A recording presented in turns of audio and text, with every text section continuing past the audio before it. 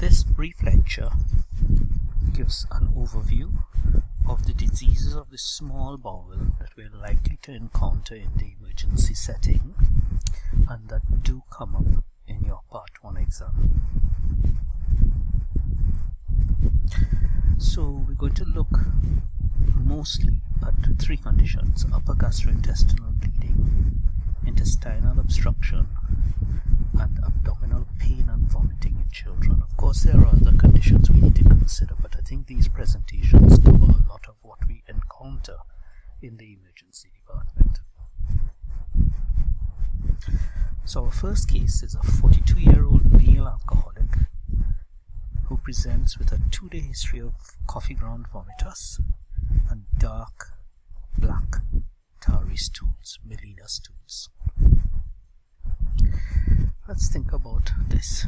So of course this represents the presentation of upper gastrointestinal bleeding. What do we know about this condition? Maybe you would want to pause the video and see what you remember about upper GI bleeding.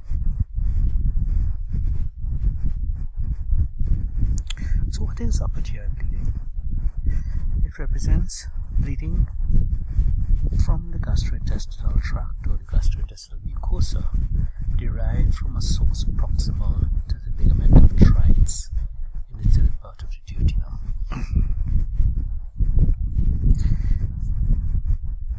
Causes would include peptic ulcer disease, vomiting related bleeding, stress related gastritis and gastrointestinal ulceration, non-steroidal anti-inflammatory drugs, and various variceal sources of bleeding. Certain demographic groups are more at risk of death from upper GI bleeding, and these are common sense things, really. Things like age, comorbidities, and their presentation, their labs, the need for transfusion, and the presence of severe coagulopathy. Of course, treatment will start with resuscitation, which may include blood products. You need to think about the utility of fluid resuscitation versus the use of blood products and the indications for the use of blood products. Nasogastric intubation helps us to empty the stomach, which reduces the risk of vomiting, and also gives us the idea of what is in the stomach and what is coming up. These days, with any significant amount of bleeding, the endoscopy can both be diagnostic and therapeutic, and the use of proton pump inhibitors early in the course of disease is very common, although the research on its efficacy is still not conclusive. For variceal bleeding, of course, transfusion is important. We can use vasopressin analogs.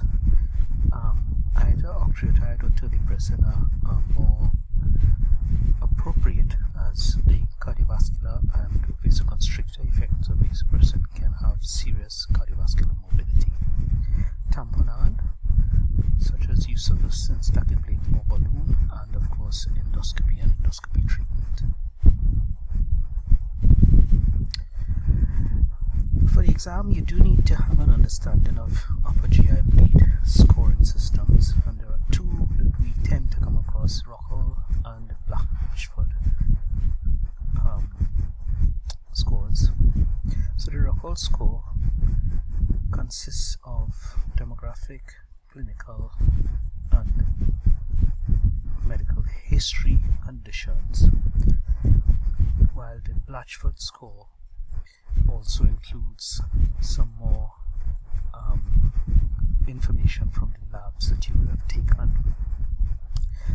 The Rockall score can be divided into two groups: a pre-endoscopy score, which is what is shown here, and a post-endoscopy score as well.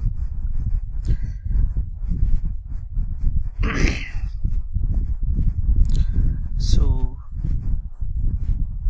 when we think about peptic ulcer disease, specifically, when we think about the pathophysiology. It's an imbalance between the production of acid in the stomach and the integrity of the gastroduodenal mucosal barrier.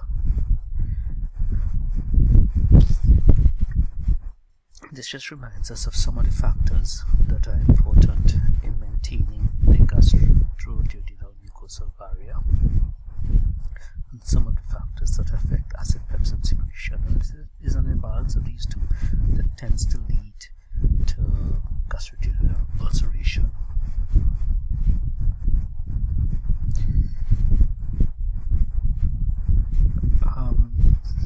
Some of the risk factors for peptic ulcer disease include H. pylori, drugs such as non-steroidals, lifestyle changes or lifestyle choices, particularly excessive use of alcohol and smoking, physiological stress, hypersecretion syndromes, which tends to be a smaller group of patients, and of course genetic factors as well.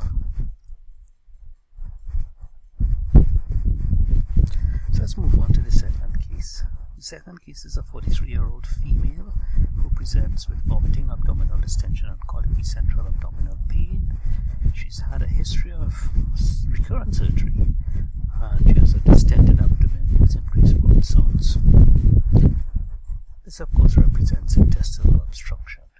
Again, you probably want to just pause the video and see if you could think about the epidemiology, etiology, presentation, and treatment of this condition.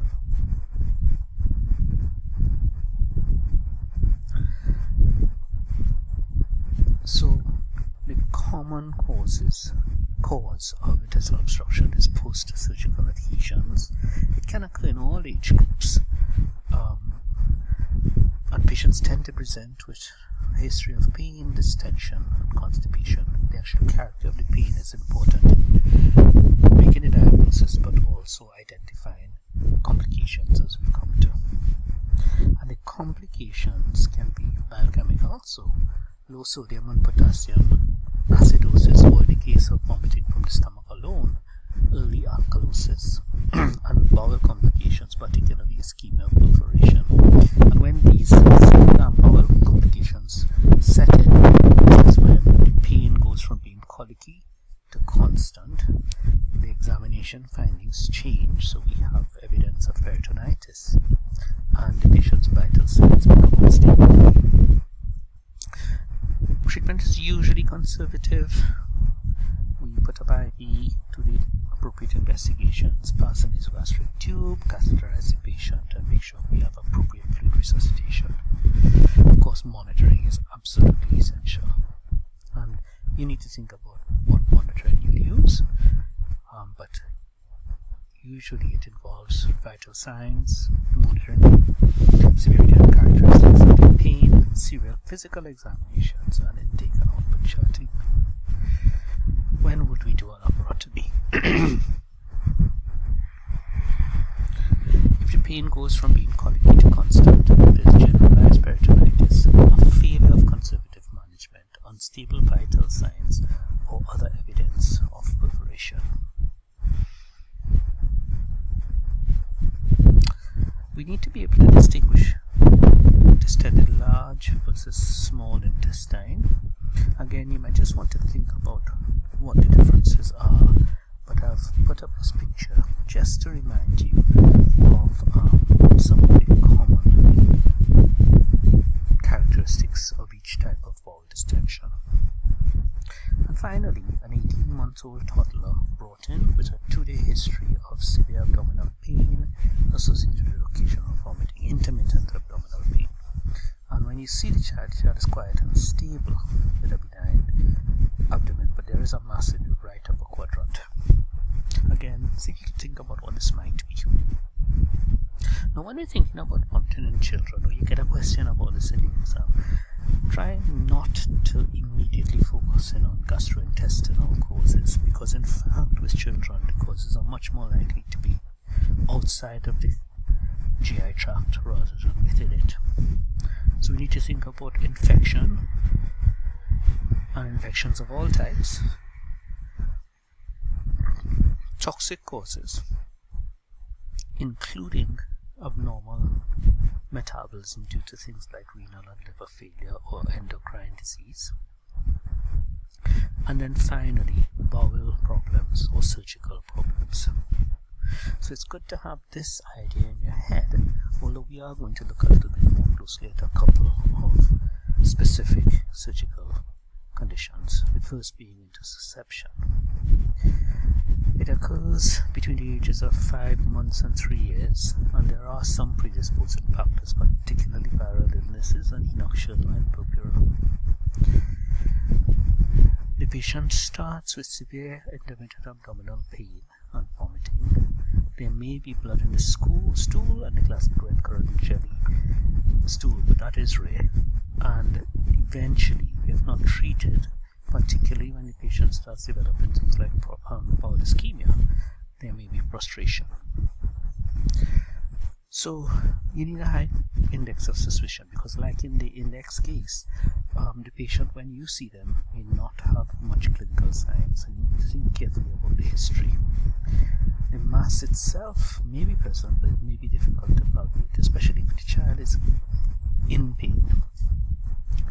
And helpful imaging can include ultrasound and x-rays, not so much plain x-rays, but air or contrast enemas.